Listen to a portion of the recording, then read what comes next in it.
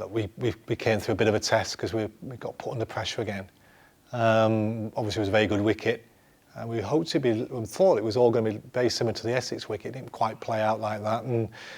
But no matter what the wicket is, you've got to bowl well, and we didn't bowl very well. We let them get off to a flyer, which has become a bit of a theme which we need to address and change, because we're sort of playing catch up. We start to bowl well after 50, 60 overs, so we need to get better at that. It's not for lack of effort, it's not for lack of preparation, but it's at the moment what's happening.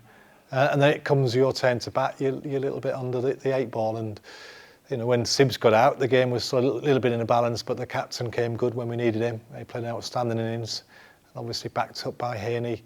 The game goes into safer waters, and you know, the dressing room calms down, and it ends up like it does on day 4. Credit to Hayne and Lamb for not only steering us to calm waters, but also taking pressure off the bowlers. They don't have to put their pads on, and they can rest up some extra, at least a couple of days. Yeah, look, I mean, all the batters. I mean, Sibbs and Sam, they sort of dug the garden at one bit, and then other players come and display the roses.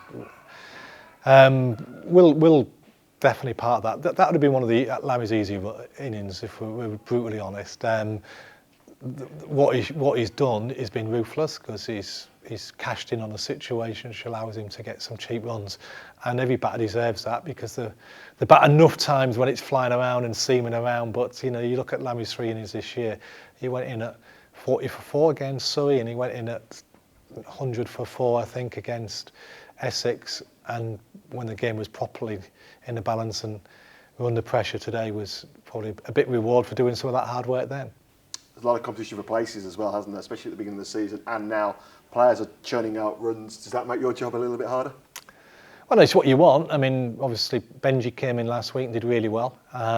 It's almost like 40 is not enough. You know, Dan Mosley had that beginning of the season before he hit his finger. You know, you're fighting for spot. You need to maybe get more than 40. You're pleased that Will's off and running. There's a couple of other players you'd like to get off running, but the hardest place to bat is at the top of the order. That's what this season's showing you.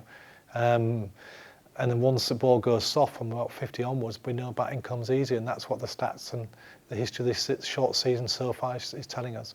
And word on Yorkshire, how excited are you to go up there and back at your old ground? Oh, look, from my point of view, it's a place where, well, Headingley and Scarborough, the 2 places where I grew up watching cricket with my dad and everything, and had 5 really happy years there. And I'm not the only one. Obviously, Will Rose and Ollie as well. Dolby, in that sense, going back home, seeing people you played with.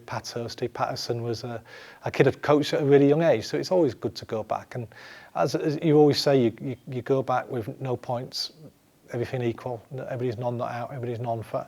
And your first thing that you do to any game, you go out with planning to see how you can win that match, and will be no different on Thursday.